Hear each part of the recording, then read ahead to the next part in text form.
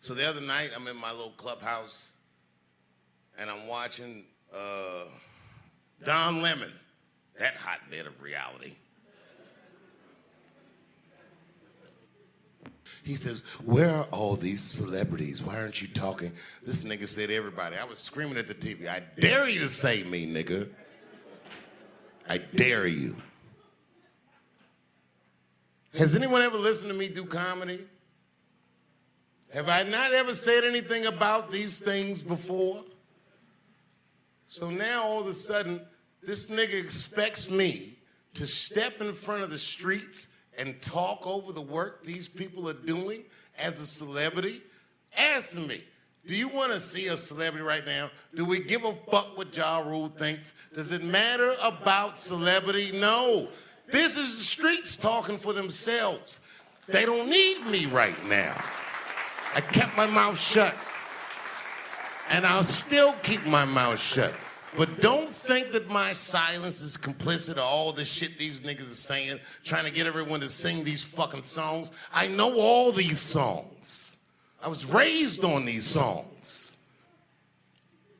Why would anyone care what their favorite comedian thinks after they saw a police officer kneel on a man's neck for 8 minutes and 46 seconds?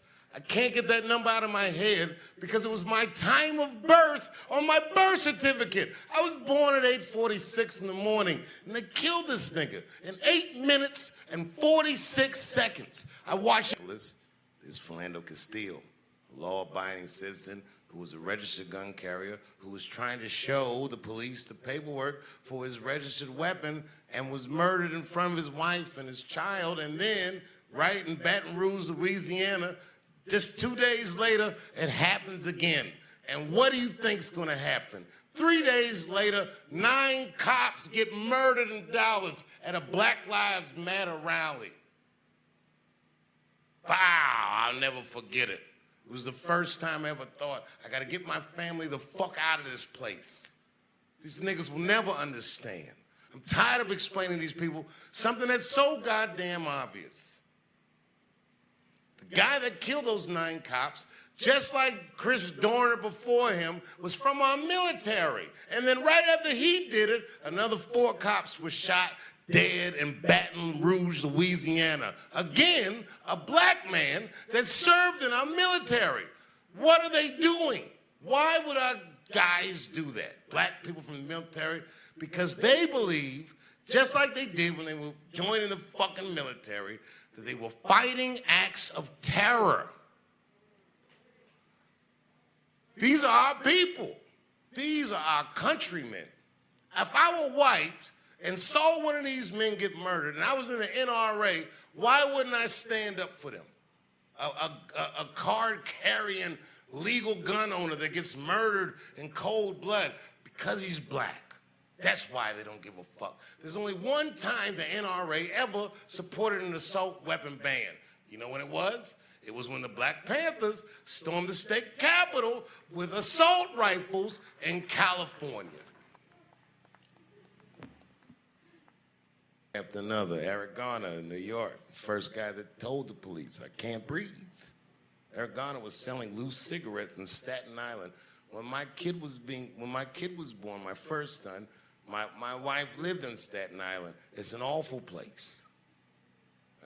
She knows it. Everyone who's ever been there knows it. Yuck to Staten Island. And my black ass would go there, and I got a lot of fans there and friends there, but it's a very terrible place. Fuck everybody in Staten Island except the Wu-Tang Clan.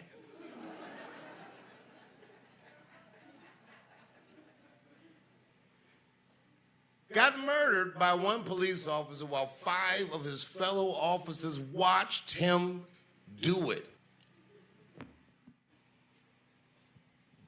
Not one of them said, Frank, take it easy, none of that shit, because they were being recorded. Because they were afraid if I correct my fellow officer on this camera, it's gonna open us up for some kind of liability. And the guy killed the person that they were, what do you call it, apprehending? The guy was selling loose cigarettes. There goes Eric Garner. and then we have one after the other. Trayvon Martin gets murdered by just a regular nigga that George Zimmerman is nobody. George Zimmerman is an awful human being. He threatened Beyonce's life. He threatened Jay-Z's life. He signed Skittle bags because Trayvon Martin had Skittles on him when he was murdered by George Zimmerman. Boy, how do we feel? How do we feel right now? This kid was 15 years old being followed by a grown man with a gun and whooped his monkey ass. He beat the shit out of George Zimmerman, and George Zimmerman murdered him. We were very upset. This kid looked eerily like the president. He looked like my own children. I hate George Zimmerman. As an idea, not as a guy. I've never met him. I'm sure I would, though.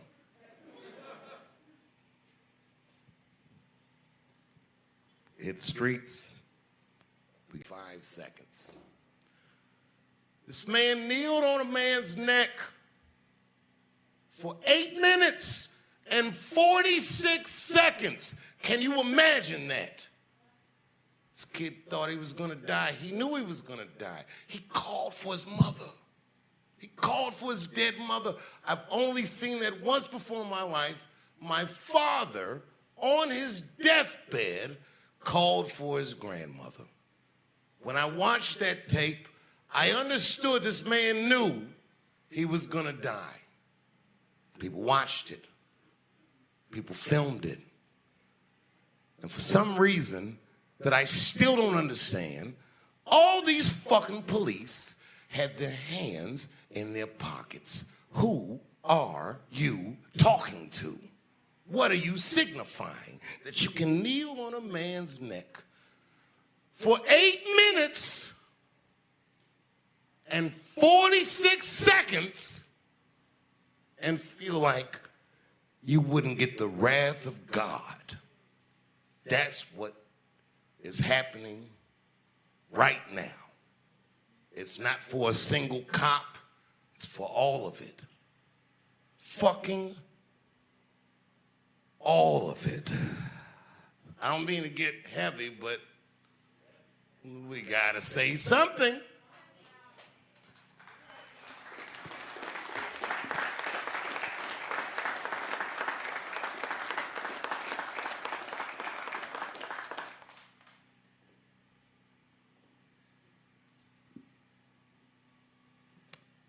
He told the police he couldn't breathe. One of the hardest parts of the tape to listen to, he said, please. I can't tell you, as a man, watching another man go through something like that, what it makes you feel like. I didn't watch the tape for a week. I didn't watch it. I knew, I saw a still picture. I said, I don't want to see this because I can't unsee it. But when I finally watched it, I understood nobody's going home. Anyone who sees this, well, they're going to be furious. Oh.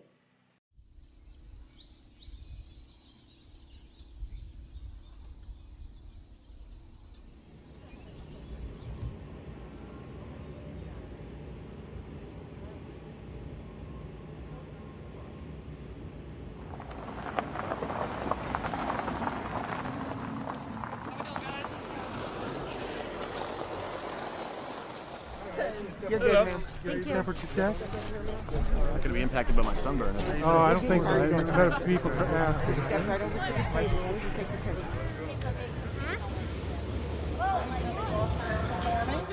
Or you may sit in any of the black chairs that are on the lawn. Cool. The high top or the